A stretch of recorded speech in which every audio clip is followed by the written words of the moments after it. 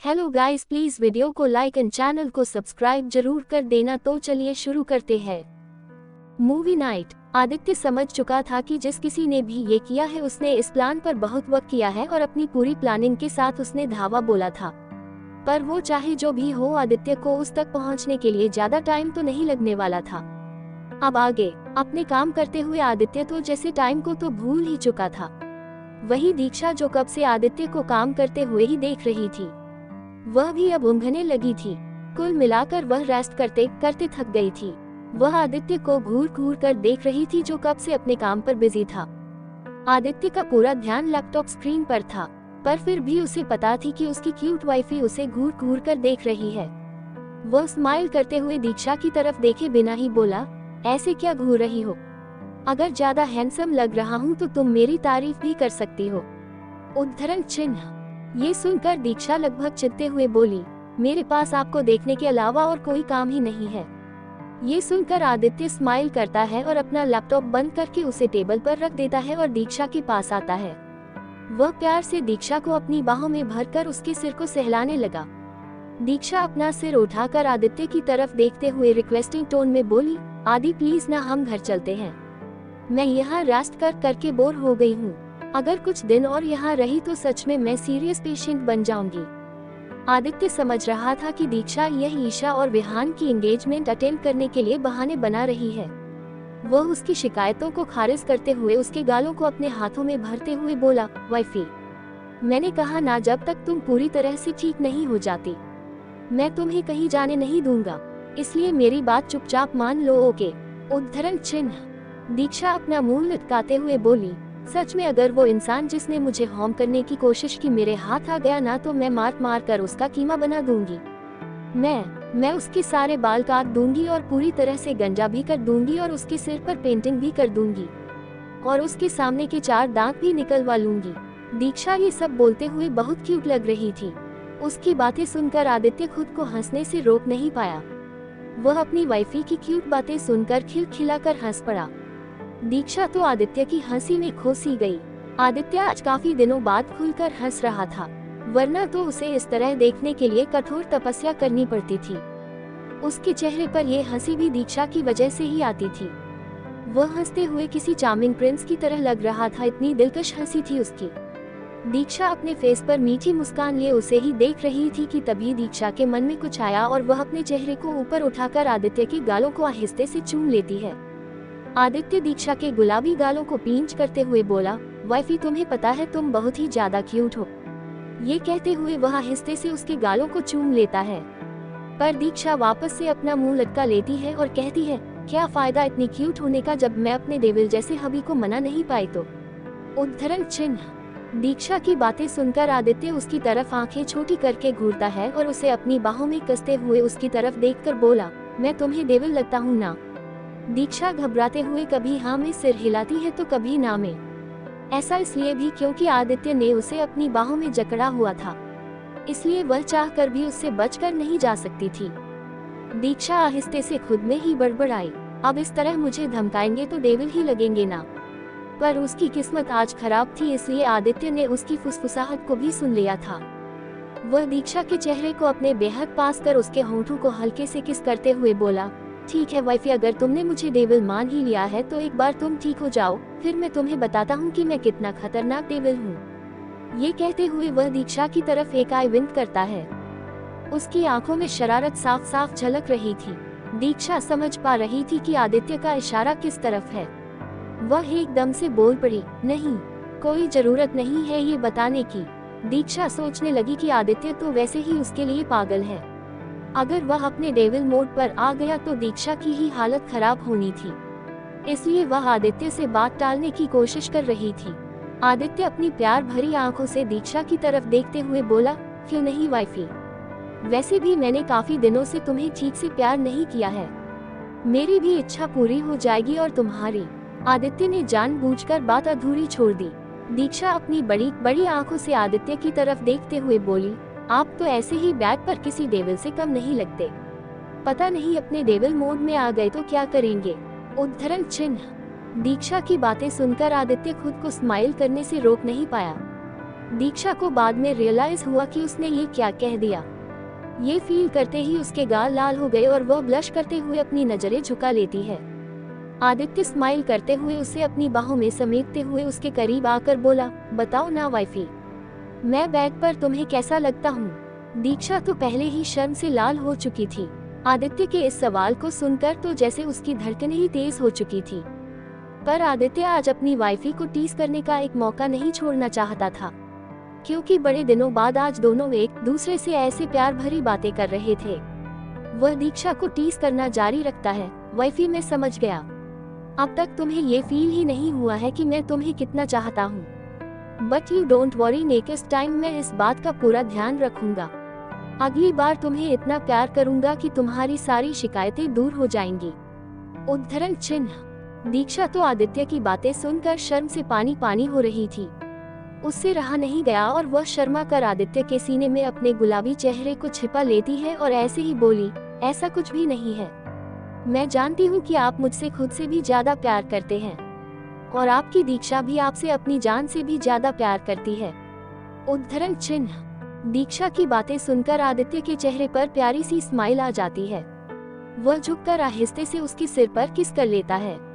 दोनों थोड़ी देर तक ऐसे ही रहते हैं और एक दूसरे को फील करते हैं। फिर दीक्षा आहिस्ते से अपना सिर ऊपर उठाकर अपनी प्यार भरी आंखों से आदित्य के हैंडसम चेहरे को देखती है। आदित्य भी उसे निहारते हुए उसके गुलाबी होठों को अपने अंगूठे से सहला रहा होता है। दीक्षा आहिस्ते से आदित्य के थोड़ा और करीब आती है और उसके होठों को अपने होंठ से जोड़कर उसे किस करने लगती है। पर ये किस ज्यादा देरी तक नहीं चलती। कोई उस वार में आकर अपना गला साफ करते हुए खांसने लगता है, जैसे कि वह ये जताने की कोशिश कर रहा हो कि उन दोनों के अलावा कोई और भी वहाँ पर मौजूद है। जी हाँ, ये शीतल जी थी। खांसने की आवाज सुनकर दीक्षा तुरंत आदित्य से अलग हो जाती है और सामने की तरफ देखने लगती है। सामने अपनी दादी माँ को देखकर दीक्षा तो एम्बेरस हो जाती है।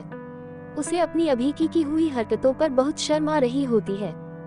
वह शर्म के मारे अपनी नजरें झुका लेती है। आदित्य समझ गया कि इस वक्त दीक्षा बहुत एम्बेरस फील कर रही है। उसने दीक्षा के कंधे पर अपनी पकड़ बनाते हुए धीरे से उसके कानों में कहा, इट्स ओके, तुमने कुछ गलत नहीं किया है। वहीं शीतल जी आदित्य और दीक्षा को इस तरह देखकर बहुत खुश थी।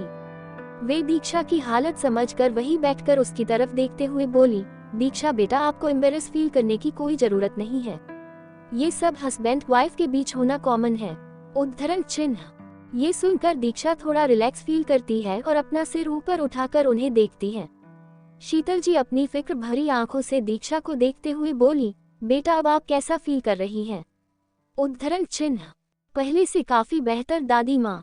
कोट। आदित्य शीतल जी की तरफ देखकर बोला, दादी माँ, डॉक्टर ने अभी दीक्षा को कंप्लीट बेड रेस्ट करने को कहा है, इसलिए जब तक डॉक्टर को दीक्षा की हालत ठीक नहीं लगती तब तक हम हॉस्पिटल में रहेंगे। कोट। शीतल जी आदित्य की तरफ देखते हुए बोली, आपने बिल्कुल सही फैसला लिया है बेटा। हम चाहते हैं कि हमारी दीक्षा बहुत जल्द से जल्द ठीक हो जाए। कोट। थोड़ी देर तक दीक्षा का हाल चाल पूछने के बाद शीतल जी आदित्य की तरफ देखकर बोली, आप जल्द से जल्द उस इंसान का पता लगवाइए जिन्होंने ये करने की जुर्रत की। आप उसकी इस गलती की कड़ी से कड़ी सजा दीजिए। ये कहते हुए शीतल जी की आंखों में आग उगल रही थी। वो अपनी फैमिली को नुकसान पहुंचाने वाले को बिल्कुल भी नहीं बख्शती थी। आदित्य अपनी कॉन्फिडेंट टोन में शीतल जी की तरफ देखते हुए बोला, यू डोंट वरी दादी माँ, वो जो कोई भी है बहुत जल्द हमारी आंखों के सामने होगा। उसके साथ क्या करना है वो तो मैं उसे देखकर ही डिसाइड करूंगा। ये कहते हुए आदित्य का चेहरा पूरी तरह से डार्क हो चुका था। दीक्षा को तो उसे इस तरह देखकर ही डर लगने लगा था। ये महसूस करके उसने झट से अपने आप को नॉर्मल किया और दीक्षा की पीठ को आहिस्ते से सहलाने लगा। शीतल जी दीक्षा को जल्दी ठीक होकर घर आने के लिए कहती हैं।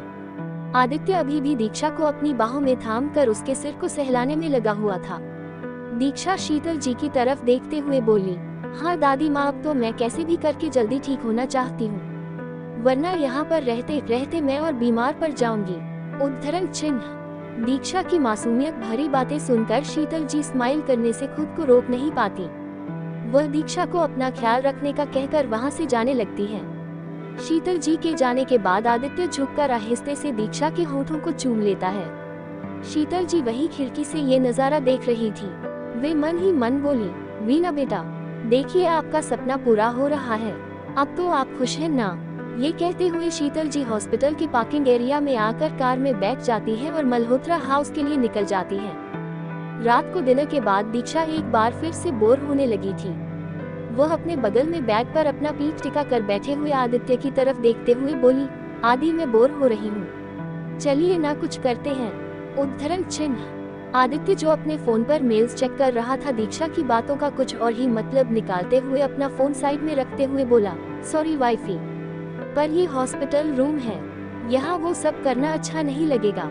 आदित्य की बातों का मतलब समझकर तो दीक्षा की आंखें बड़ी बड़ी हो गई। कहाँ वो आदित्य क्या कहना चाहती थी और वो तो कुछ और ही समझ गया था। दीक्षा उसके सीने पर मारते हुए बोली, आप इतने बेशर्म कैसे हो सकते हैं?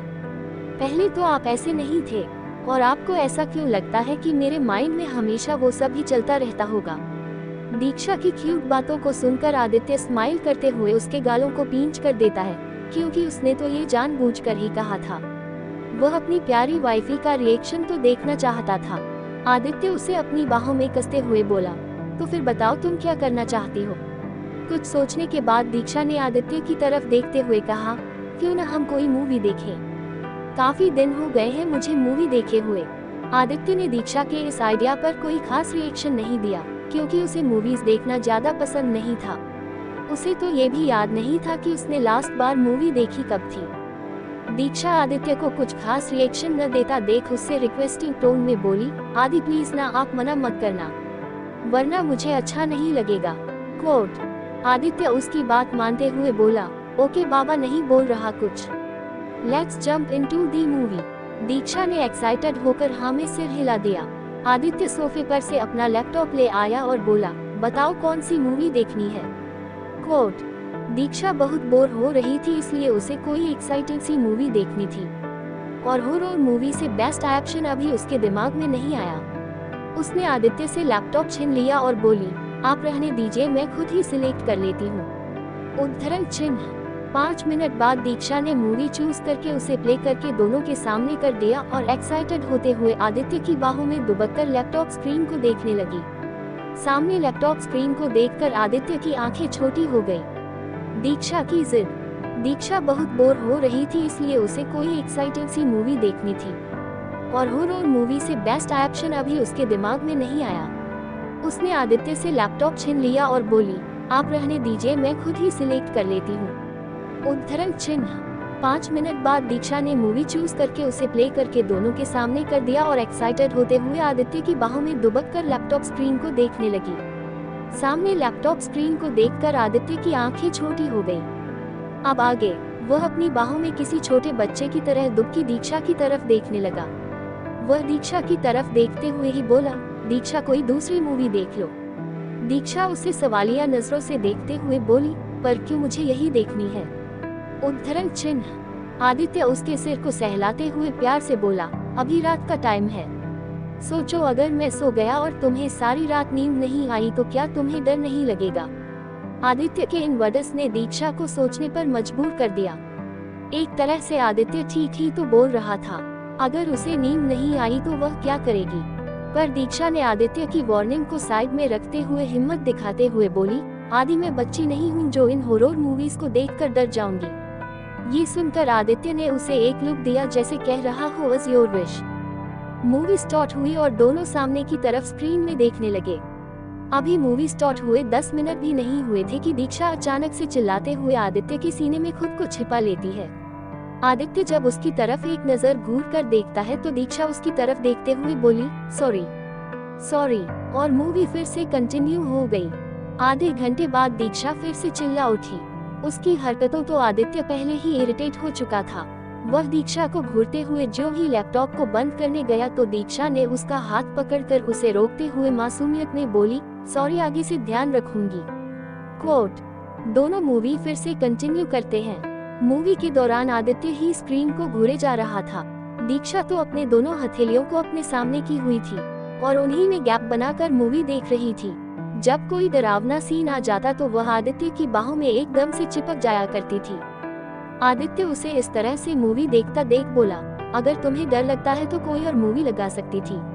पर दीक्षा ने आदित्य को जवाब दिया, नहीं, उसकी कोई जरूरत नहीं है, और मैं यहाँ अकेली भी तो नहीं हूँ, आप मेरे साथ ही हो। उद्धरण चिन्ह। दोनों ने 1 घंटे तक मूवी कंटिन्यू की। जब मूवी खत्म हो गई तो आदित्य ने लैपटॉप उठाकर सोफे पर रख दिया। वह जैसे ही बेड पर आया, दीक्षा उससे बिल्कुल ही चिपक गई। आदित्य तो हैरान होकर उसे देखने लगा। वो समझ गया था कि दीक्षा पर मूवी का असर हो रहा है। दीक्षा सामने खिड़की पर हिलते पर्दों को देखते हुए बोली, आदि वॉशरूम जाना है। ये सुनकर आदित्य उसे चुपचाप अपनी बाहों में उठाकर वॉशरूम में ले जाने लगा। दीक्षा उसकी नेक पर अपने हाथ लपेटे हुए बोली, आप मुझे कभी खुद से दूर मत करना, और आज तो बिल्कुल भी नहीं। कोट। आदित्य समझ पा रहा था कि दीक्षा ऐसा क्यों कह रही है। वह उसकी तरफ घूरकर ना में अपना सिर हिलाने लगता है, जैसे कि कह रहा हो, मैंने तो देखने से मना किया था, तुम्हें ही शौक चढ़ा हॉरर मूवी देखने का। वॉशरूम यूज करके दीक्षा बाहर आ गई और आदित्य ने उसे अपनी बाहों में उठाकर बेड पर ले आया और उसके दूसरे साइड लेटने लगा। वह सोने ही वाला था कि दीक्षा उसके सीने पर हाथ रख उससे लिपटते हुए खिड़की की तरफ इशारा करते हुए बोली, आदि मुझे लगता है कि वहाँ कोई है। उद्धरण चिन्ह। आदित्य दीक्षा की तरफ देखते हुए बोला, दीक्षा मैंने कहा था ना कि रात को वो मूवी मत देखो, पर नहीं, तुम्हें तो देखनी थी। अब थोड़ी देर बाद तो तुम्हें इस बेड के नीचे से भी कुछ नजर आने लगेगा। कोट। दीक्षा ने आदित्य की लास्ट लाइन को सुनकर एकदम से चिल्ला उठी और उससे चिपकते हुए बोली, आप प्लीज ऐसा मत कहिए, मुझे ऑलरेडी बहुत डर लग रहा है। आदित्य उसे लेटाते हुए बोला, चलो अब ज्यादा मत सोचो और चुपचाप सो जाओ। कोट। ये कहते हुए वह दीक्षा की पीठ को सहलाने लगा। दीक्षा आज एकदम से आदित्य पर चिपकी हुई ही थी, जैसे कि वह थोड़ी देर के लिए भी उससे अलग हुई तो वह गायब ही हो जाएगा। आदित्य के करीब होने से और उसकी प्यार भरी गर्माहट को महसूस करके वह जल्दी ही नींद के आगोश में चली गई। रात के 3 बजे दीक्षा की अचानक से नींद खुल गई। वह जैसे ही सामने घड़ी देखती है तो इस वक्त रात के 3 बज रहे होते हैं। पता नहीं क्यों पर दीक्षा को बहुत ही ज्यादा डर लगने लगा, क्योंकि उसने सुन रखा था कि रात के 3 बजे का टाइम भूत प्रेतों का फेवरेट टाइम होता है। वह डरते हुए अपने साइड में आदित्य को टटोलते हुए डरते डरते बोली, आदि। पर आदित्य को 2-3 बार नाम लेने पर भी कोई जवाब नहीं मिला तो दीक्षा ने आदित्य की साइड देखा, जो कि बिल्कुल खाली था। आदित्य वहां पर था ही नहीं। ये देखकर दीक्षा की तो डर के मारे हालत ही खराब हो गई थी। वह अपनी आंखें बंद किए हुए ही बोली, आदि प्लीज आप कहाँ हैं, जल्दी मेरे पास आ जाए, मुझे बहुत डर लग रहा है। आदि प्लीज। उद्धरण चिन्ह। उसका चिल्लाना सुनकर आदित्य जो वॉशरूम में था वह तुरंत बाहर आ गया। दीक्षा ने जैसे ही उसे देखा वह तुरंत आदित्य के गले लग गई। वह उसके सीने से लिपटे हुए ही बोली, कहाँ चले गए थे आप? आपको पता है मैं कितनी डर गई थी।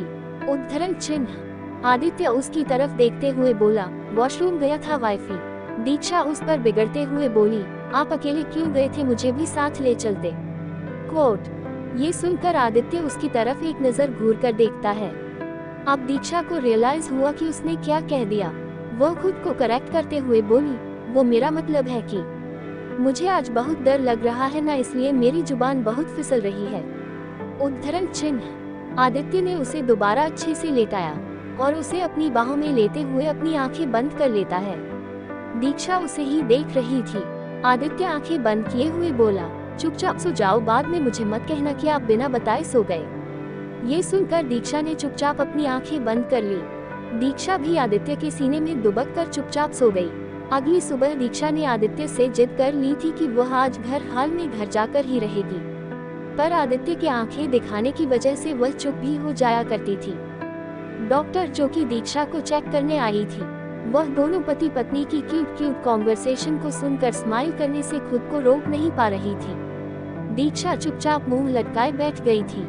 ये देखकर आदित्य ने डॉक्टर से उसके डिस्चार्ज से रिलेटेड बात की तो डॉक्टर ने उसे परमिशन दे दी, पर उसने दीक्षा का प्रॉपर ध्यान रखने के लिए कहा, क्योंकि उसकी बॉडी अभी तक पूरी तरह से रिकवर नहीं कर पाई थी। वापस आकर आदित्य ने दीक्षा को देखा जो कि अभी भी मुंह फुलाए बैठी हुई थी। वह दीक्षा के गालों को पींच करते हुए उसके मुंह की हवा को बाहर निकालते हुए बोला, मुंह फुलाने की जरूरत नहीं है, डॉक्टर ने तुम्हारे डिस्चार्ज की परमिशन दे दी है। आदित्य का इतना कहना था कि दीक्षा खुशी से खिल ही उठी, पर तभी आदित्य ने उसके अरमानों के गुब्बारे को फोड़ते हुए कहा, पर इसका ये मतलब नहीं है कि मैं तुम्हें कहीं भी जाने की परमिशन दूंगा। तुम चुपचाप घर में ही रहोगी। अगर शैतानी करने की कोशिश की तो मैं तुम्हें दोबारा हॉस्पिटल में एडमिट करवा दूंगा। Got it. उद्धरण चिन्ह। दीक्षा धीरे से खुद से ही फुसफुसाए, डेविल कहेंगे, अब तो बेडरूम को भी हॉस्पिटल बनाकर छोड़ेंगे। उसे फुसफुसाते हुए देख आदित्य उसकी तरफ घूर कर देखने लगा। दीक्षा ने बेमन से हाँ में सिर हिलाया, फिर डिस्चार्ज होने की फॉर्मेलिटीज पूरी कर वे कार में बैठकर मल्होत्रा हाउस के लिए निकल गए। दीक्षा, जिसे पिछले कई दिनों से हॉस्पिटल में रहने के बाद आज बाहर की हवाओं को अपने चेहरे पर फील करके आजाद पंछी वाली फीलिंग आ रही थी, वह खिड़की से बाहर के नज़ारों को देखने में बिजी थी। आदित्य उसे ये करते हुए देख रहा था। थोड़ी देर तक यूं ही नज़ारों का मजा लेने के बाद दीक्षा आदित्य के पास आ जाती है। आदित्य उसे अपनी बाहों में समेट लेता है, जिससे दीक्षा उसके सीने पर सिर रख देती है। वह आज बहुत खुश थी कि वह घर जा रही है। मल्होत्रा हाउस पहुंचने पर ईशान, नित्या और मोहित दीक्षा को देखकर बहुत खुश हो जाते हैं और बारी बारी से तीनों उसे हग भी कर लेते हैं। ईशान दीक्षा की तरफ देखकर एक्साइटेड होते हुए बोला, थैंक गॉड भाभी कि आप आज ही आ गई। कल ईशा दी और विहान भाई की एंगेजमेंट है। कल बहुत मजा आने वाला है। उद्धरण चिन्ह। ईशान की एक्साइटमेंट से भरी बातें सुनने के बाद भी दीक्षा का चेहरा लटक जाता है। वह ऐसे लटकाए हुए फेस के साथ ही आदित्य की तरफ लाचारगी से देखती है। ईशान समझ जाता है कि जरूर उसके भाई ने उसकी भाभी की हेल्थ को देखते हुए बाहर जाने से रेस्ट्रिक्शंस लगा रखे होंगे। आदित्य दीक्षा को एक वार्निंग लुक देते हुए उसे अपनी बाहों में उठाकर ऊपर अपने बेडरूम की तरफ ले जाने लगा। उनके जाने के बाद मोहित मुंह लटकाए हुए बोला, लगता है भाभी विहान भाई की एंगेजमेंट फंक्शन में नहीं आ पाएंगी। उद्धरण चिन्ह। तीनों का चेहरा एकदम से लटक जाता है, पर ईशान खुद को समझाते हुए बोला, पर मैं भाभी को अच्छे से जानता हूँ, वो भाई को मनाने की कोशिश जरूर करेगी। लेट्स प्रे कि भाई उन्हें फंक्शन अटेंड करने की परमिशन दे दे। उद्धरण चिन्ह। रूम में आने के बाद दीक्षा अपने कपड़े लेकर बाथरूम में फ्रेश होने के लिए चली जाती है। थोड़ी देर बाद वह एक पिंक फ्रॉक ड्रेस पहने हुए बाहर आती है। उसके गीले बालों से पानी अभी भी टपक ही रहा होता है। आदित्य, जो अभी अपने किसी क्लाइंट से बात कर रहा था, वह बात करते हुए ही एक टॉवेल लेकर दीक्षा के पास आता है और उसके गीले बालों को सुखाने लगता है। उसे सुखाने के बाद वह गीले टॉवेल को उसकी जगह पर रखता है। थोड़ी देर बाद उसकी बातें खत्म हो जाती है। आदित्य ने पहले ही दीक्षा के लिए ब्रेकफास्ट ऑर्डर कर रखा, जो कि उसके टेस्ट के अकॉर्डिंग न होकर उसकी हेल्थ के अकॉर्डिंग था। थोड़ी देर बाद एक मेड आ गई और वही टेबल के पास ब्रेकफास्ट की ट्रॉली छोड़कर चली गई। आदित्य दीक्षा को लेकर सोफे पर आराम से बिठा देता है और उसके लिए एक प्लेट में ब्रेकफास्ट सर्व कर उसे खिलाने के लिए दीक्षा की तरफ एक निवाला बढ़ाता है। खाना देखकर दीक्षा को लगभग रोना आने वाला था, क्योंकि ब्रेकफास्ट में मैक्सिमम चीजें सैलेड ही थी। बाकी की और चीजें भी बिल्कुल ही रूखी सूखी सी थी, जिसे देखकर दीक्षा को तो उल्टी करने का मन कर रहा था, पर आदित्य के सामने उसकी चलती कहाँ थी जो वह इसके लिए उसे मना कर पाए। इसलिए वह चुपचाप किसी अच्छी बच्ची की तरह ब्रेकफास्ट करने लगी। ब्रेकफास्ट के बाद आदित्य ने उसे मेडिसिन्स खिला दी। वह जैसे ही बेडरूम से बाहर जाने लगा, दीक्षा अपनी मासूमियत भरी आवाज में बोली, आदि प्लीज सुनिए ना। आदित्य समझ गया कि दीक्षा आगे क्या कहने वाली है। वह दीक्षा को बेड पर अच्छे से लेटाते हुए उसके होठों पर आहिस्ते से किस करते हुए बोला, कोई जरूरत नहीं है अपनी जबान को तकलीफ देने की। मैंने एक बार कह दिया ना, ना मतलब ना। ये कहते हुए वह बाहर चला आया। दीक्षा उसे घूरती ही रह गई। आदित्य वहां से बाहर जाने ही वाला था कि तभी एक सर्वेंट आई और आदित्य को कुछ बताने लगी। उसकी बातें सुनकर आदित्य की आंखें बिल्कुल डार्क हो गई। वह उस सर्वेंट के साथ उस तरफ जाने लगा जहां बहुत सारे सर्वेंट कुछ देखने में बिजी थे। यह मल्होत्रा हाउस का पीछे वाला एरिया था। आदित्य ने जैसे ही सामने का नजारा देखा, उसकी आंखें पूरी तरह डार्क हो गई। CH-108 खूबसूरत वाइफ। आदित्य वहां से बाहर जाने ही वाला था कि तभी एक सर्वेंट आई और आदित्य को कुछ बताने लगी। उसकी बातें सुनकर आदित्य की आंखें बिल्कुल डार्क हो गई। वह उस सर्वेंट के साथ उस तरफ जाने लगा जहां बहुत सारे सर्वेंट कुछ देखने में बिजी थे। यह मल्होत्रा हाउस का पीछे वाला एरिया था। आदित्य ने जैसे ही सामने का नजारा देखा, उसकी आंखें पूरी तरह डार्क हो गई। अब आगे सामने एक मेड की लाश पड़ी हुई थी। मल्होत्रा हाउस में ऐसा पहली बार हो रहा था जब किसी की इस तरह लाश मिली हो। अब तक वंश भी मल्होत्रा हाउस आ चुका था। उसने आदित्य के कहने पर मल्होत्रा हाउस के कोने कोने की CCTV फुटेज चेक की। एक फुटेज पर जैसे ही वंश की नजर गई, उसकी आंखें बिल्कुल छोटी हो गई। उसने तुरंत आदित्य को वो क्लिप दिखाई जिसमें साफ साफ पता चल रहा था कि दीक्षा के खाने में जहर मिलाने वाली इंसान और कोई नहीं, ये मेड थी। आदित्य ने नफरत भरी निगाहों से उस मेड की तरफ देखा और वंश से अपनी कोल्ड वॉइस में बोला, वंश मुझे इसकी एक डिटेल्स चाहिए। वंश आदित्य का ऑर्डर फॉलो करते हुए अपने काम में लग गया। आदित्य के आ जाने से सारे सर्वेंट्स पहले से ही अपने काम में लग चुके थे, क्योंकि सभी आदित्य के गुस्से से अच्छी तरह वाकिफ थे। वो कब किस पर अपना गुस्सा निकाल दे ये कहा नहीं जा सकता था, इसलिए सब चुपचाप वहाँ से खिसक कर अपने अपने कामों में लग गए। आदित्य ने उस मेड को ध्यान से देखा। ये वही मेड थी तो अभी रिसेंटली मल्होत्रा हाउस में मेड के लिए ज्वाइन हुई थी। वहाँ पर काम करने वाला शख्स को ऐसे ही वहाँ पर अपॉइंट नहीं किया जाता था, पहले उसे बहुत से टेस्ट से गुजरना पड़ता था। ये पॉलिसी भी आदित्य ने ही बनाई थी ताकि कोई भी गैरा उसकी और उसकी फैमिली को नुकसान पहुंचाने के लिए आसानी से वहां एंटर न कर पाए। मल्होत्रा हाउस के सभी कामों को मैनेज करने का काम हाउस का मैनेजर समय का था। इस वक्त आदित्य को अपने हाउस मैनेजर समय पर बहुत गुस्सा आ रहा था, क्योंकि उसकी एक गलती के कारण आज दीक्षा की जान जाने जा सकती थी। 1 घंटे बाद वंश उस मेड की सारी जन्म कुंडली निकालकर आदित्य के पास आ गया।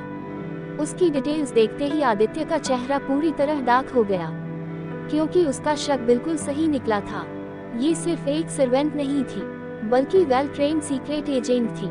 आदित्य समझ गया कि जरूर किसी ने उसे पूरी प्लानिंग के साथ उसे मल्होत्रा हाउस में भेजा होगा, और जब अपने मिशन में सक्सेसफुल ना होने और पकड़े जाने के डर से उसने अपनी जान ले ली होगी। उस सीसीटीवी फुटेज के हिसाब से तो यही लग रहा था कि इस मेड ने अपनी जान खुद ली है, पर आदित्य को अभी भी शक था। उसे पूरा यकीन था कि जरूर यहाँ मामला कुछ और है। उसने अपने डार्क हो चुके फेस के साथ वंश से अपनी कोल्ड वॉइस में बोला, समय को बुलाओ राइट नाउ। उसके टोन से ही पता चल रहा था कि वह आज समय को कच्चा चबा जाने वाला है। वंश ने तुरंत समय को वहाँ आने के लिए कहा। वंश की टोन को सुनकर वह भागते भागते वहाँ आ गया। उसके आते ही आदित्य अपने डार्क हो चुके फेस के साथ बोला, समय ये मैं क्या सुन रहा हूँ। कोट। समय ने एक नजर उस मेड को देखा जो सामने मरी पड़ी थी। आदित्य की बातों से तो लग रहा था कि जरूर यहाँ मामला बहुत बड़ा है, पर उसे समझ नहीं आ रहा था कि यहाँ पर मेड की लाश क्यों है। कहीं किसी गलती की वजह से आदित्य ने उसकी जान तो नहीं ले ली। उसके माइंड में ये सब चल रहा था। उसे चुपचाप देखकर आदित्य का चेहरा पूरी तरह गुस्से से लाल हो गया। वह गुस्से से भरकर बोला, इतनी बड़ी लापरवाही तुम कैसे कर सकते हो। समय अब तक तो समझ चुका था कि बात जरूर उस मेड से रिलेटेड ही है। वंश ने समय को एक्सप्लेन करते हुए कहा, कुछ दिन पहले मैडम को उनके खाने के थ्रू पॉइजन दिया गया था, और पॉइजन मिलाने वाला इंसान ये मेड थी जिसे कुछ दिन पहले तुमने हायर किया था। और तुम्हारी इंफॉर्मेशन के लिए बता दूं कि ये कोई मेड नहीं बल्कि एक सीक्रेट एजेंट थी जिसे किसी ने मैडम की जान लेने के लिए भेजा था। उद्धरण चिन्ह। ये सब सुनकर तो जैसे समय की जान हलक पर अटक गई। अब उसे समझ आ रहा था कि अनजाने में ही सही पर उसने कितनी बड़ी गलती कर दी। हालांकि उसने उस मेड को हायर नहीं किया था, बल्कि वो खुद चलकर उसके पास आई थी। वह उसके बारे में इन्वेस्टिगेट करने ही वाला था कि तभी उसे कोई जरूरी काम याद आ गया जिसे उसी वक्त करना जरूरी था। और तभी तारिका जी आई और उन्होंने समय को वो इम्पोर्टेंट काम करने को कहा, और उन्होंने उसे ये भी कहा कि यहाँ का काम वो देख लेंगी। आदित्य जो अपने डार्क हो चुके चेहरे के साथ समय को देख रहा था, समय की तो हिम्मत ही नहीं हो रही थी कुछ कहने की। उसने हिम्मत करते हुए कहा, पर सर मैंने इस मेड को हायर नहीं किया था। उद्धरण चिन्ह। ये सुनकर तो जैसे आदित्य का पारा और हाई हो गया। वह गुस्से से अपने दांत पीसते हुए बोला, तुम्हारे कहने का मतलब क्या है। अगर तुमने इसे हायर नहीं किया तो ये मेरे हाउस में कर क्या रही थी। उद्धरण चिन्ह। समय समझ गया कि अभी सफाई देने का कोई फायदा नहीं है, इसलिए उसने चुपचाप अपनी गलती कबूल कर ली। वह आदित्य से माफी मांगते हुए बोला, I am really sorry sir, मुझसे बहुत बड़ी गलती हो गई। आप मुझे इस गलती के लिए जो भी सजा दे मुझे मंजूर है। समय ने ये गिल्ट से भरे टोन में कहा। आदित्य ने एक नजर उस मेड को घूरा और समय की तरफ देखे बिना ही बोला, इस बार माफ कर रहा हूँ, अगली बार से ऐसी गलती नहीं होनी चाहिए। समय को तो यकीन ही नहीं हो रहा था कि आदित्य ने उसे पनिश नहीं किया, पर अगर वह ऐसा कह रहा था तो उसके पीछे भी जरूर कोई वजह होगी, क्योंकि आदित्य कोई भी काम ऐसे ही नहीं करता था। समय ने आदित्य की बातों को गांठ बांध ली और वहां से चलता बना। वहीं आदित्य अपने चीफ बॉडीगार्ड से कहकर उस मेड की लाश को वहां से हटवाने के लिए कहा और वंश को अपने साथ आने का ऑर्डर दिया। थोड़ी देर बाद आदित्य और वंश आदित्य के सीक्रेट रूम में थे। कमरे में बिल्कुल चुप्पी छाई हुई थी। ऐसा लग रहा था जैसे खामोशी ही वहां बातें कर रही थी। वंश इतना तो समझ चुका था कि उसके बॉस को कुछ क्लू मिल गया है, इसलिए वह उसे लेकर यहाँ आया है। थोड़ी देर सोचने के बाद आदित्य उस रूम की शांति को भंग करते हुए वंश को कुछ बताने लगा, जिसे सुनने के बाद वंश की आंखें हैरानी में चौड़ी होती जा रही थी। पर वह अपने आप को नॉर्मल रखते हुए आदित्य की बातें सुन रहा था और उसके जवाब में यस बॉस भी बोल रहा था। थोड़ी देर की डिस्कशंस के बाद दोनों वहां से ऑफिस के लिए निकल जाते हैं। मल्होत्रा हाउस में हुए इस इंसिडेंट के बारे में आदित्य, वंश और समय के अलावा घर के बाकी फैमिली मेंबर्स को कुछ आइडिया नहीं था। अगली सुबह आज ईशा और विहान की एंगेजमेंट थी, इसलिए सभी ईशा के घर यानी मेहता हाउस जाने वाले थे। सभी एक्साइटमेंट में रेडी हुए जा रहे थे। दीक्षा से जब रहा नहीं गया तो वह सबके कमरों में एक राउंड लगा चुकी थी ये देखने के लिए कि वे अभी क्या कर रहे हैं। सबको इतना रेडी होता देख दीक्षा बिल्कुल ही हताश होकर अपने कमरे में आ गई और सोफे पर एकदम से बैठ गई। थोड़ी देर बाद आदित्य भी जिम करके रूम में आ गया। पसीने की वजह से उसकी टी शर्ट पूरी तरह से भीग गई थी, इसलिए उसने सोफे पर दीक्षा के बिल्कुल सामने बैठे हुए अपने टी शर्ट को रिमूव कर टेबल पर रख देता है। दीक्षा अपने लटकाए हुए चेहरे को आदित्य की तरफ कर अपनी टिमटिमाती मासूम आंखों से उसे ही आस भरी नजरों से देखने लगी। आदित्य समझ पा रहा था कि ये किस लिए है, पर उसकी आंखें बिल्कुल ही कोल्ड थी, जिसे देखकर बार बार दीक्षा का दिल टूट रहा था, पर उसने हिम्मत नहीं हारी। सोफे पर ही सरकते सरकते वह आदित्य के करीब आई और उसकी एक बांह को पकड़ते हुए अपनी टोन में चाशनी घोलते हुए बोली, आदि प्लीज ना, अगर मैं नहीं गई तो नित्या, ईशान और मोहित मुझे बहुत मिस करेंगे, इसलिए प्लीज मुझे जाने दीजिए ना। उद्धरण चिन्ह। पर आदित्य के चेहरे पर वह कोल्डनेस बरकरार थी। उसे देखकर तो यही लग रहा था कि उसकी बातों का उस पर जरा भी असर नहीं हुआ है। जब उसने आदित्य को रिएक्ट करते हुए नहीं देखा तो उसकी उसी बांह को जोर से हिलाते हुए बोली, आदि आप सुन रहे हैं ना मैं क्या कह रही हूँ। उद्धरण चिन्ह। आदित्य उसकी तरफ देखते हुए बोला, वाइफी मैंने एक बार कहा ना, नहीं मतलब नहीं। मुझे पता है अगर मैंने तुम्हें वहां जाने की परमिशन दे भी दी तो तुम्हारे पैर तो एक जगह ठहरने से रहे। जब तुम चारों साथ हो और कोई हंगामा ना करो, ऐसा तो हो ही नहीं सकता। उछल कूद मचानी तो जरूरी है, इसलिए तुम नहीं जा रही हो, अंडरस्टैंड। आदित्य ने ये थोड़ा सख्त होकर कहा था। दीक्षा ने उसे भरोसा दिलाया कि वो ऐसा कुछ नहीं करेगी और अच्छी बच्ची की तरह ही रहेगी, पर आदित्य पर उसकी किसी भी बातों का कोई असर नहीं हुआ। लास्ट में वह अपना मुंह लटकाए आदित्य की तरफ देखते हुए बोली, आप मुझे परमिशन नहीं देने वाले ना। उसने इतना कहा और आदित्य की सपाट आंखों को देखकर वह समझ भी गई। उसने कुछ नहीं कहा और चुपचाप आकर बेड पर पेट के बल लेट गई और अपना मुंह छिपा लिया। आदित्य तो उसकी इस हरकत को देखकर उसे देखता ही रह गया। दीक्षा आदित्य की न सुनकर बिल्कुल ही मायूस हो गई थी। थोड़ी देर तक यूं ही बैठे रहने के बाद वह क्लोजेट रूम में जाकर दीक्षा के पास आया। वह उसकी पीठ को हिलाकर अपनी तरफ करने की कोशिश करने लगा, पर दीक्षा बीच में ही उसका हाथ झटक कर बोली, मुझे आपसे कोई बात नहीं करनी, आप जाए यहाँ से। आदित्य, ठीक है चला जाऊंगा, पर मेरी तरफ एक बार देख तो लो। कुछ सोचकर दीक्षा पीछे मुड़ी तो आदित्य उसे एक ड्रेस देते हुए बोला, इसे पहनकर रेडी हो जाओ। दीक्षा जो पहले से ही अपना मुंह लटकाए हुए थी, आदित्य की बातें सुनकर अचानक से उसका चेहरा खिल गया।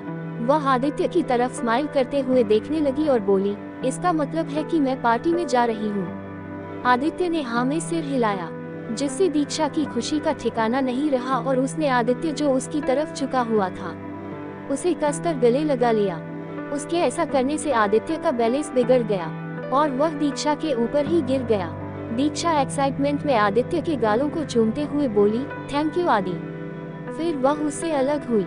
जब उसे अपने चेहरे पर आदित्य की गर्म सांसें महसूस हुई तो वह उसकी तरफ देखने लगी, जो अपनी प्यार भरी आंखों से उसे ही देख रहा था। ये देखकर दीक्षा के गाल गुलाबी हो गए।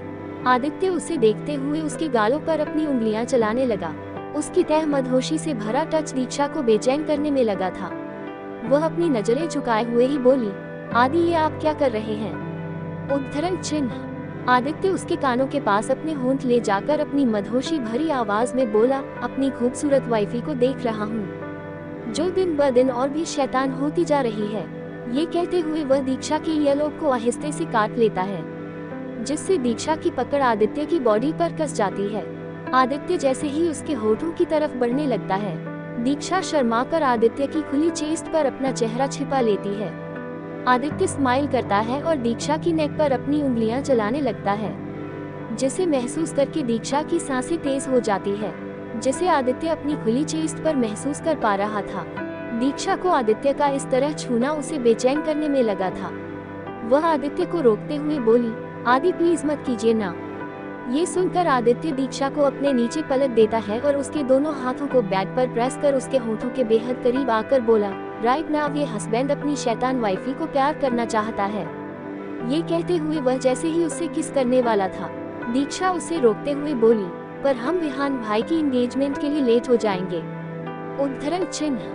दीक्षा इससे पहले कि कुछ और बोलती आदित्य अपनी उंगलियों को उसके होठों पर रखकर उसे चुप करवा देता है और उसके होठों को चूमने लगता है, पर वह दीक्षा को ज्यादा परेशान न करते हुए जल्दी ही रिलीज कर देता है और उसे अपनी बाहों में उठाकर वॉशरूम की तरफ चला जाता है।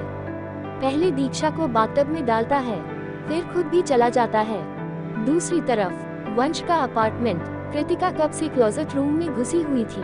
20 मिनट से ऊपर हो गए थे उसे वहां गए हुए, पर वह अब तक बाहर नहीं आई थी। ये महसूस करके वंश खुद से बोला, ये लड़की इतनी देर से अंदर कर क्या रही है। उद्धरण चिन्ह। ये सोचते हुए वह जैसे ही अंदर जाता है, वह देखता है कि कृतिका अपने लिए आउटफिट सिलेक्ट करने में बिजी थी, पर अब तक उसे अपने लिए कुछ भी चूज नहीं कर पा रही थी। वंश उसकी तरफ देखते हुए बोला, तुम अब तक तैयार नहीं हुई। उद्धरण चिन्ह। कृतिका अपनी परेशानी बताते हुए बोली, मुझे समझ ही नहीं आ रहा कि मैं क्या पहनूं। वंश, इतनी सी बात थी, मुझे पहले बता दिया होता। ये कहते हुए वह कृतिका के लिए आउटफिट सिलेक्ट करने लगा। उसने एक पिंक कलर की एक खूबसूरत सी पार्टी वेयर साड़ी सिलेक्ट की, जो कृतिका की खूबसूरत फिगर पर और भी खूबसूरत लगने वाली थी। वंश भी शोवर लेने के लिए वॉशरूम में चला गया। वहीं कृतिका भी वंश के सिलेक्ट किए हुए कपड़े लेकर नहाने चली गई। थोड़ी देर बाद वंश ड्रेसिंग मिरर के सामने खड़ा होकर रेडी हो रहा था कि तभी उसके होश उड़ाने के लिए कृतिका वॉशरूम से बाहर आई। वंश जो अपने बालों को सेट करने में लगा हुआ था, अचानक से जब उसकी निगाहें कृतिका पर पड़ी जो कि उसने मिरर में ही देखी थी, वह उसकी तरफ मुड़ा। वंश की जालन। वंश भी शोवर लेने के लिए वॉशरूम में चला गया। वहीं कृतिका भी वंश के सिलेक्ट किए हुए कपड़े लेकर नहाने चली गई। थोड़ी देर बाद वंश ड्रेसिंग मिरर के सामने खड़ा होकर रेडी हो रहा था कि तभी उसके होश उड़ाने के लिए कृतिका वॉशरूम से बाहर आई। वंश जो अपने बालों को सेट करने में लगा हुआ था, अचानक से जब उसकी निगाहें कृतिका पर पड़ी जो कि उसने मिरर में ही देखी थी, वह उसकी तरफ मुड़ा। अब आगे वंश की तो सांसें ही थम सी गई थी कृतिका को देखकर। इस हॉट पिंक साड़ी और ब्लैक कलर की वेलवेट ब्लाउज के कॉम्बिनेशन में वह बेहद ही खूबसूरत लग रही थी। कृतिका ने यह अब तक नोटिस नहीं किया था कि वंश बिना पलके झपकाए उसे देख रहा है। वह ड्रेसिंग मिरर के पास गई और लिपस्टिक उठाकर उसे अपने होठों पर लगाने लगी। लिपस्टिक लगाते हुए उसका ध्यान वंश पर गया जो कि उसे ही निहारने में लगा था। वंश आहिस्ते से कृतिका के करीब आया। वह कृतिका के सभी बालों को एक साइड करने लगा। इस दौरान उसके हाथ कृतिका के नेक को टच कर रहे थे। इस एहसास में उसने अपनी आंखें बंद कर ली। बालों को साइड करते ही वंश की निगाहें कृतिका की गोरी पीठ पर ठीक गई। उसकी ब्लाउज की डोरियां बांधते हुए वह आहिस्ते से झुककर उसके कंधे को चूम लेता है। कृतिका आंखें बंद करके ही इस सेडक्टिव टच को फील करने लगती है। वंश कृतिका को एक डायमंड नेकलेस पहनाने लगता है जो कि उसकी साड़ी पर बहुत खूबसूरत लगने वाला था। जब वो पूरी तरह से रेडी हो जाती है तो वंश उसे अपनी तरफ पलट लेता है। कृतिका वंश की आंखों में देखते हुए बोली, आपने बताया नहीं आज मैं कैसी लग रही हूँ। उद्धरण चिन्ह। कृतिका की बातें सुनकर वंश स्माइल करता है और काजल पेंसिल उठाकर उसके कान के पीछे काजल लगा देता है और उसकी तरफ देखते हुए बोला, तुम्हें किसी की नजर ना लगे। फिर सिंदूर का डिब्बा उठाकर उसकी मांग भर देता है, क्योंकि वह नहीं चाहता था कि कोई भी उसकी वाइफ को उस तरह से देखे। रेडी होने के बाद दोनों मेहता हाउस के लिए निकल पड़ते हैं। आदित्य, दीक्षा और फैमिली के बाकी लोग भी ईशा की एंगेजमेंट के लिए निकल गए थे। थोड़ी देर बाद सारे लोग मेहता हाउस में इकट्ठे हो चुके थे। ईशा और विहान आज कपल वाले आउटफिट में थे। ईशा ने एक ब्यूटीफुल सा हल्के नीले कलर का गाउन पहना हुआ था। वहीं विहान की ड्रेसिंग भी ईशा से मैच कर रही थी। दोनों एक दूसरे के साथ मेड फॉर ईच अदर लग रहे थे। दीक्षा की निगाहें बार बार चेतना और शैली पर जा रही थी, जो कि बहुत ही सज धज कर एंगेजमेंट में शामिल हुई थी। ईशा के डैड यानी मिस्टर मेहता उस फंक्शन में शामिल नहीं थे। शैली की ड्रेसिंग देखकर लग रहा था कि एंगेजमेंट ईशा की नहीं बल्कि उसकी हो रही है। वही चेतना भी सजने के मामले में किसी से कम नहीं लग रही थी। दीक्षा का ध्यान बार बार उन दोनों की तरफ जा रहा था। उन दोनों से ही दीक्षा को अच्छी वाइब नहीं आ रही थी। दीक्षा को हैरानी हो रही थी इस बात से कि विहान के मॉम डैड और उनकी फैमिली इस एंगेजमेंट में शामिल हुई थी, पर ईशा की फैमिली की तरफ से सिर्फ नंदिनी दादी जी थी। दीक्षा को डाउट हो रहा था कि ईशा दी की मॉम डैड कहाँ हैं। वहीं नित्या, ईशान और मोहित तीनों चेतना और शैली को घूर घूर कर देख रहे थे, क्योंकि वे तीनों उनकी असलियत जानते थे। दीक्षा को ये सब काफी अजीब भी लग रहा था। वह इस बारे में जानना भी चाहती थी, पर अभी पूछना उसे सही नहीं लगा। इस एंगेजमेंट में विहान की दी और उसके जीजू आकृति और आशीष भी अपनी 5 साल की क्यूट सी बेटी आरोही के साथ शामिल हुए थे। इस वक्त आरोही अपने विहान मामू के गोद में थी। उसने पर्पल कलर की प्रिंसेस ड्रेस पहनी हुई थी। बालों में क्यूट से बेबी हेयर क्लिप और मैचिंग शूज के साथ वह बेहद क्यूट लग रही थी। तभी ईशा और विहान एक दूसरे के करीब आए, क्योंकि रिंग एक्सचेंज सेरेमनी स्टार्ट होने वाली थी। इस वक्त भी आरोही अपने मामू की गोद में ही थी। जब आरोही ने अपनी प्यारी टिमटिमाती आंखों से अपनी होने वाली मामी को देखा तो वह उसे देखती ही रह गई। ऐसा पहली बार हो रहा था जब आरोही किसी को देखकर चुप हो गई हो। उसे यूं चुपचाप ईशा को निहारता देख विहान उसके गालों पर किस करते हुए बोला, बच्चा आप शांत क्यों हो गए? आप तो अपनी मामी से मिलने के लिए बहुत एक्साइटेड थे ना? उद्धरण चिन्ह। अपने मामू की बातें सुनकर आरोही हाँ में सिर हिलाती है। विहान उसे ईशा से इंट्रोड्यूस कराते हुए बोला, बेटा ये आपकी होने वाली मामी है। आपको ये कैसी लगी बेटा? विहान के इस तरह से पूछने पर आरोही स्माइल करते हुए बोली, मामू मामी बिल्कुल मेरी तरह क्यूट है। आरोही ने यह अपनी मासूमियत से भरी आवाज में कहा था, जिसे सुनकर सबके फेस पर स्माइल आ गई, सिवाय चेतना और शैली के। ईशा स्माइल करते हुए आरोही की तरफ अपने दोनों हाथ फैलाती है तो वह झट से ईशा की गोद में आ जाती है। ईशा उसके प्यारे प्यारे गालों को किस करते हुए बोली, बेबी आप बहुत क्यूट हो। ये कहते हुए वह उसके गालों को चूम लेती है। दीक्षा को भी आरोही बहुत क्यूट लग रही थी। वह उसकी प्यारी मुस्कान को ही देख रही थी। फंक्शन स्टार्ट होने वाला था, इसलिए आरोही की मॉम यानी आकृति ने उसे अपनी गोद में ले लिया। पहले ईशा ने विहान को रिंग पहनाया, उसके बाद विहान ने ईशा को। रिंग पहनाने के बाद सबने तालियां बजाई। आदित्य भी आज ईशा और विहान के लिए बहुत खुश था। शैली दिखने को तो नॉर्मल ही लग रही थी, पर अंदर ही अंदर विहान को ईशा को रिंग पहनाते देख अंदर ही अंदर जल भूनकर राख हुए जा रही थी। पर चेतना ने उसे शांत रहने का इशारा किया। एंगेजमेंट के बाद सभी पार्टी एंजॉय करने लगे। सबने ईशा और विहान को कॉन्ग्रेचुलेशंस कहा। पार्टी में ईशा और विहान के दूर के कजिन्स भी आए हुए थे, जिनमें मैक्सिमम लड़के ही थे, जिनकी निगाहें बार बार कृतिका पर ही ठहर रही थी, क्योंकि वह आज बेहद खूबसूरत लग रही थी। सारे बॉयज उसके माथे का सिंदूर देखकर भी उससे नजरें हटा नहीं पा रहे थे। वंश तो कब से उन्हें नोटिस कर रहा था। उसे बहुत गुस्सा आ रहा था उन सब पर, इसलिए वह जानबूझकर कृतिका को छोड़ ही नहीं रहा था। वह उसके आसपास ही था। कृतिका ने भी वंश को नोटिस किया। उसे वंश के चेहरे पर खुद के लिए एक पॉजिटिवनेस साफ साफ झलक रही थी, जिसे फील करके कृतिका स्माइल करने लगी। वहीं दीक्षा, नित्या, ईशान और मोहित आरोही के पीछे लगे हुए थे। आरोही सच में बहुत क्यूट सी थी। वह अपनी क्यूटनेस से सबका दिल जीत लेती थी। दीक्षा उसके गालों को सहलाते हुए बोली, hey baby what's your name? Quote. Aarohi smile करते हुए दीक्षा से बोली, आरोही। दीक्षा उसकी तरफ देखते हुए बोली, बेबी आपका नाम तो बहुत क्यूट है। ये कहते हुए वह उसकी तरफ अपना दोनों हाथ आगे कर लेती है। आरोही भी झट से दीक्षा की गोद में चली जाती है। वह उसके साथ प्यारी प्यारी बातें करने लगती है। थोड़ी देर बाद जब ईशान दीक्षा और आरोही की तरफ देखते हुए बोला, भाभी अब इस बेबी को गोदी करने का चांस हमें भी दो। ये कहते हुए वह जैसे ही उसे अपनी गोद में लेने की कोशिश करता है, आरोही दीक्षा की बाहों में पूरी तरह लिपट जाती है। ये देखकर सब हंस पड़ते हैं। ईशान का मुंह बन जाता है। ईशान अपना मुंह लटका कर बोला, भाभी आरोही मेरे पास क्यों नहीं आ रही है? नित्या इसका जवाब देते हुए बोली, क्योंकि भाई आप भाभी जितने क्यूट नहीं हो ना। ईशान नित्या की तरफ घूर कर देखता है। वही दीक्षा और मोहित हंसने लगते हैं। थोड़ी देर बाद वहाँ रोमांटिक ट्यून प्ले होने लगती है। विहान ईशा का हाथ अपने हाथों में लेकर डांस फ्लोर पर आ जाता है। दोनों एक दूसरे के साथ डांस करने लगते हैं। वही बहुत सारे लड़के जो कृतिका के साथ डांस करने का ख्वाब देख रहे थे। वंश उन सबके अरमानों पर पानी फेरते हुए कृतिका के हाथों को पूरे हक से अपने हाथ में लेता है और उन्हें किस करते हुए डांस फ्लोर पर आ जाता है। दीक्षा कब से आरोही के आसपास ही थी। उसने आदित्य को पूरी तरह इग्नोर ही कर दिया था, इसलिए वह काफी देर से दीक्षा को अपनी आंखें छोटी करके देख रहा था।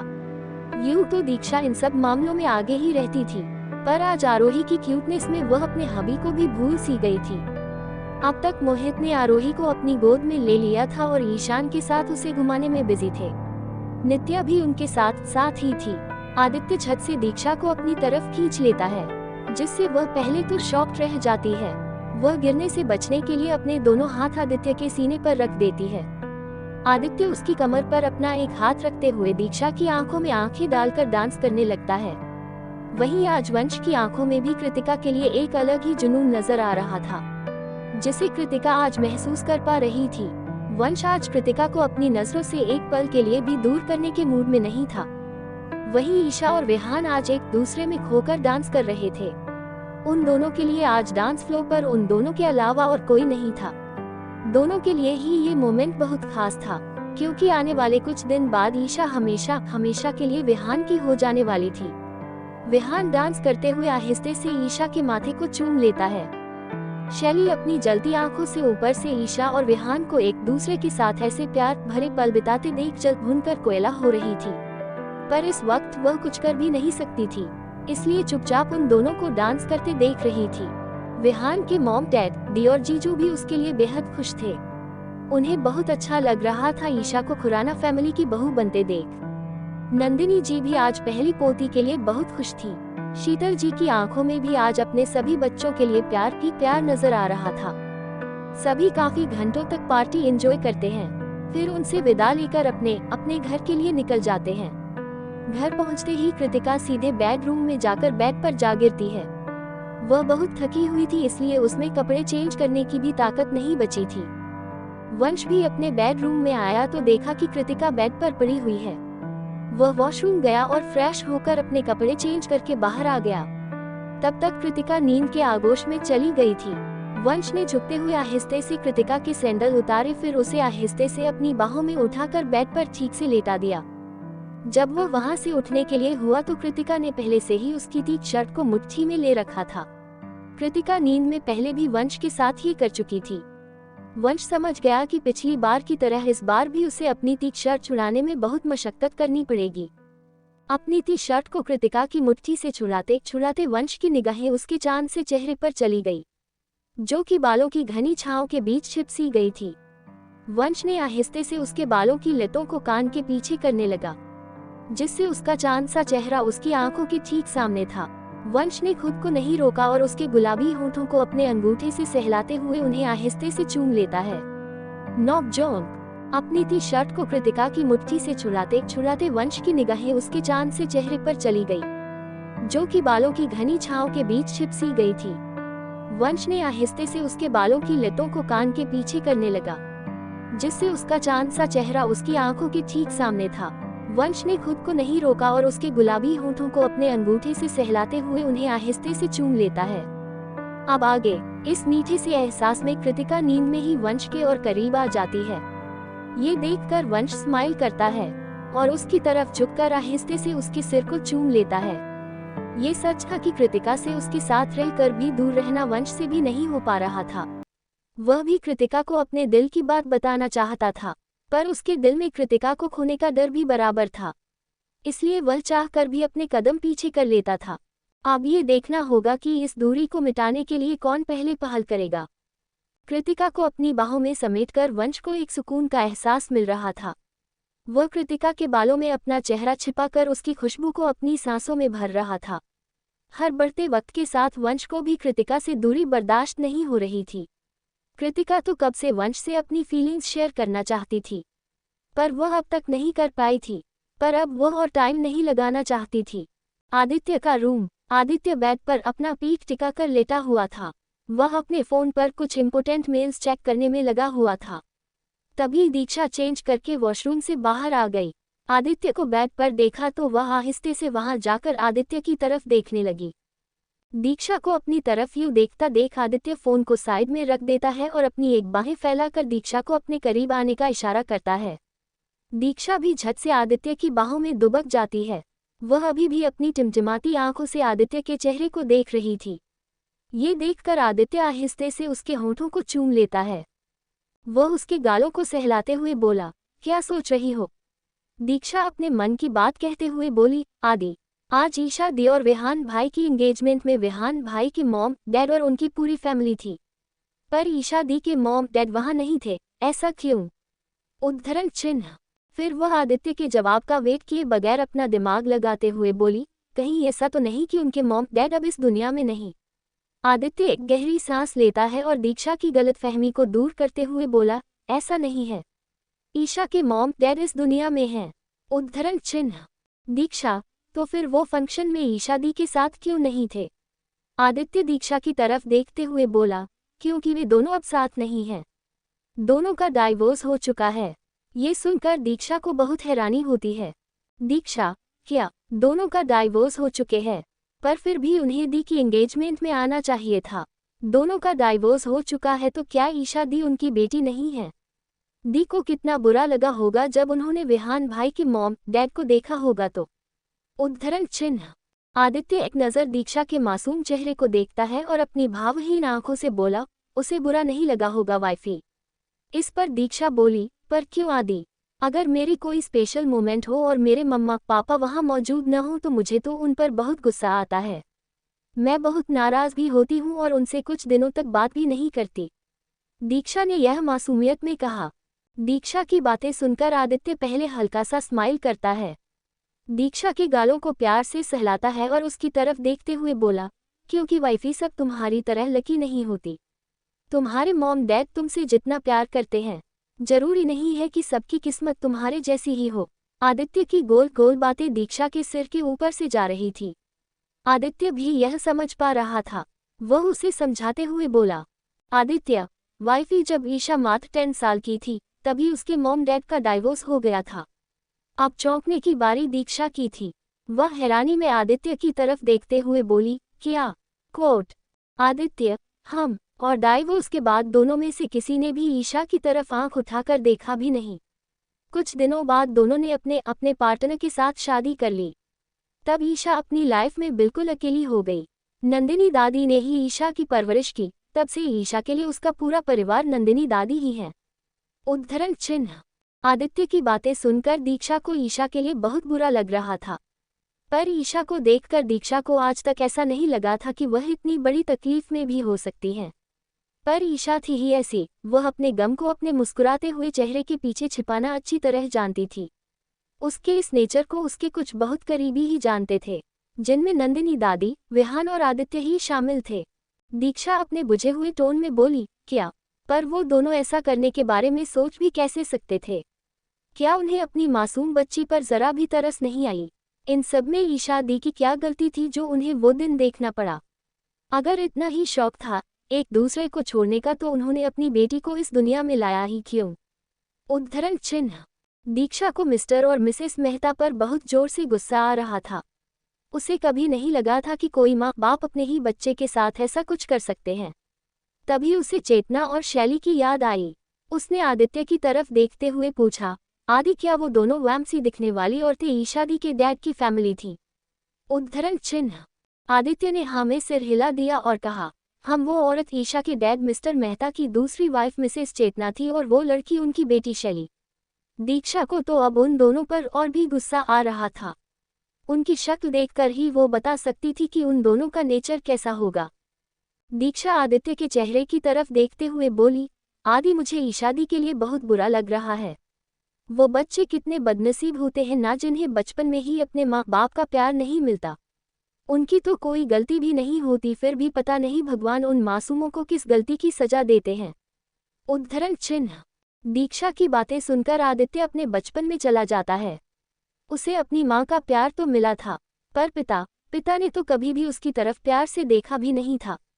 माँ का प्यार भी ज्यादा दिन तक टिक नहीं पाया और वो भी जल्द ही उन्हें छोड़कर चली गई। दीक्षा को भी अपनी बात कह लेने के बाद एकदम से आदित्य के पास्ट की याद आ गई। वह आदित्य को सोचता हुआ देख उसके सीने पर अपना हाथ रखकर उसके चेहरे की तरफ देखते हुए बोली, आदि आप क्या सोच रहे हैं? उद्धरण चिन्ह। आदित्य अपने ख्यालों से बाहर आते हुए बोला, कुछ भी नहीं। आदित्य के ऐसा कहने पर दीक्षा उसके चेहरे को अपने हाथों में भरते हुए बोली, आदि मैं जानती हूँ आपका बचपन भी अच्छा नहीं रहा है।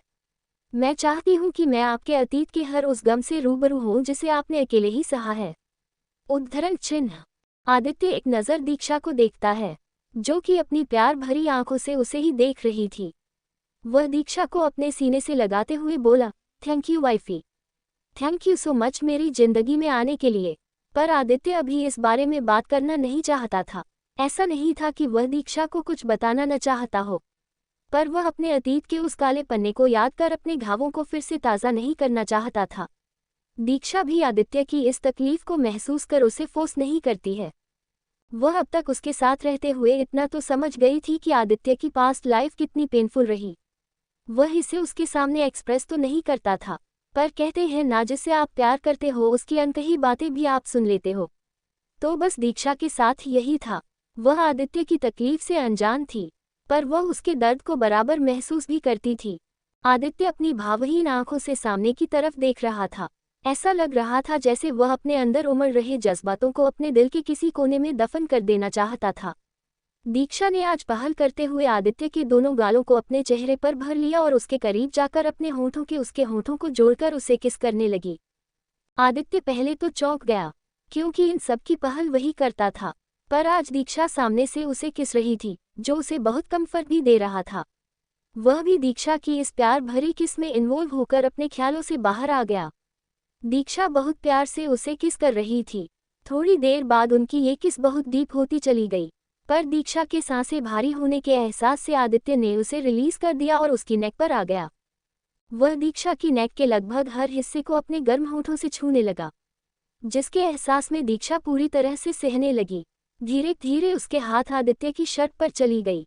वह एक एक करके उसके बटन को ओपन करने लगी। जब दीक्षा ने उसकी शर्ट के सारे बटन खोल दिए तो आदित्य को इस बात का एहसास हुआ। उसने आहिस्ते से दीक्षा की नेक को बाइट कर लिया और उसे छोड़ते हुए दीक्षा का हाथ पकड़कर उसे रोकते हुए बोला, वाइफी अभी नहीं, तुम्हारी तबीयत अभी पूरी तरह से ठीक नहीं हुई है। उद्धरण चिन्ह। आदित्य सही कह रहा था। अभी दीक्षा की बॉडी आदित्य को झेलने के लिए तैयार नहीं थी। बस यही सोचकर आदित्य रुक गया था और दीक्षा को भी रोक लिया था। आदित्य ने अपने शर्ट को रिमूव करके वही साइड में रख दिया और दीक्षा को अपनी बाहों में लेकर बेड पर आराम से लेट गया। उसने ब्लैंकेट से खुद को और दीक्षा को अच्छी तरह कवर कर दिया। थोड़ी ही देर में आदित्य अपनी खुली चेस्ट पर दीक्षा के गर्म सांसों को महसूस कर पा रहा था। वह समझ गया कि दीक्षा गहरी नींद में सो चुकी है। वह आहिस्ते से दीक्षा के होठों को किस करने के बाद अपनी आंखें बंद कर लेता है और वह भी नींद के आगोश में चला जाता है। अगली सुबह जब आदित्य की आंखें खुली तो उसे अपनी खुली चेस्ट पर कुछ गीला गीला सा महसूस हो रहा था। उसने जब अपने चेस्ट की तरफ देखा तो दीक्षा उसके ऊपर ही सोई हुई थी और आदित्य की चेस्ट को लिक कर रही थी।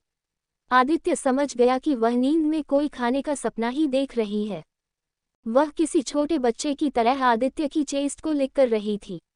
ऐसा लग रहा था जैसे ये दीक्षा का कोई फेवरेट फूड हो। आदित्य उसके मासूम से चेहरे की तरफ देखते हुए बोला, ये लड़की कभी नहीं सुधरेगी। कोट। दीक्षा ने नींद में मजे से अपना डिश एंजॉय कर रही थी, पर उसकी इस हरकत ने आदित्य की हालत खराब कर दी थी। वह दीक्षा से खुद को दूर रखने की कोशिश में था और दीक्षा थी कि उसके सब्र का इम्तिहान ली जा रही थी। वह दीक्षा की तरफ अपनी आंखें छोटी करके देखते हुए बोला, ये लड़की सच में मुझे पागल करके ही रहेगी। ये बोलते हुए वह खुद को शांत करने की कोशिश करने लगा। जब उससे रहा नहीं गया तो वह दीक्षा को उठाने लगा। दीक्षा एकदम से उठ बैठी और आदित्य पर बिगड़ते हुए बोली, ये क्या किया आपने? मुझे मेरी फेवरेट आइसक्रीम भी एंजॉय करने नहीं देते। बहुत बुरे हैं आप। उद्धरण चिन्ह। आदित्य उसकी तरफ घूरते हुए खुद से बोला, सीरियसली इस लड़की को मैं आइसक्रीम नजर आता हूँ क्या? फिर वह दीक्षा की तरफ देखते हुए बोला, पहले देख तो लो कि तुम आइसक्रीम समझकर क्या खाने की कोशिश कर रही थी। ये कहते हुए वह अपनी खुली चेस्ट की तरफ इशारा करता है जहां दीक्षा की लार गिरी हुई थी। ये देखकर दीक्षा हैरान ही रह गई। मतलब वो तब से आइसक्रीम समझकर आदित्य की चेस्ट को लिक करने में लगी थी। अपनी इन हरकतों को याद करके दीक्षा को बहुत शर्म आने लगी। वह चुपचाप आदित्य के सीने में अपना चेहरा छिपा लेती है। उसकी इस हरकत पर आदित्य हमेशा की तरह इस बार भी स्माइल करने से खुद को रोक नहीं पाता। ब्लश करते हुए दीक्षा और भी क्यूट लगती थी। वह उसे टीज करते हुए बोला, पता नहीं नींद में तुम मेरे साथ क्या क्या करती होगी। दीक्षा उसके सीने पर मारते हुए बोली, मैं कुछ नहीं करती समझे आप। उद्धरण चिन्ह। आदित्य उसे टीज करना जारी रखता है, अच्छा जी, तो आज जो कर रही थी वो क्या था। दीक्षा खुद को कवर करने की कोशिश करते हुए बोली, वो तो बस ऐसे ही, मुझे नींद में बहुत भूख लग रही थी ना। उद्धरण चिन्ह। आदित्य उसके होंठों को सहलाते हुए बोला, तो इसका मतलब है कि तुम मुझे खाओगी। हम। दीक्षा भी आदित्य का जवाब देते हुए बोली, हाँ तो आप ही ने तो मुझसे कहा था कि मैं जब चाहूँ आपको खा सकती हूँ। दीक्षा की बातें सुनकर आदित्य तो हक्का बक्का रह गया। आदित्य की शक्ल देखकर दीक्षा समझ गई कि उसने अभी अभी क्या कह दिया। वह उससे दूर हटते हुए बोली, वो मेरे कहने का मतलब वो नहीं। दीक्षा इतना ही कह पाई थी कि आदित्य उसके करीब जाते हुए उसे टीस करके बोला, हम। तो मुझे बताओ कि तुम्हारे कहने का मतलब क्या था। उद्धरण चिन्ह। दीक्षा ने आदित्य की आंखों में एक शरारत देखी, इसलिए वह फटाक से बाथरूम की तरफ भाग गई। पर इससे पहले कि वह दरवाजा बंद कर पाती, आदित्य अपने लंबे कदमों के इस्तेमाल से वहां पहुंचकर दरवाजा अंदर से बंद कर देता है और अपनी शरारत भरी निगाहों से दीक्षा को देखने लगा।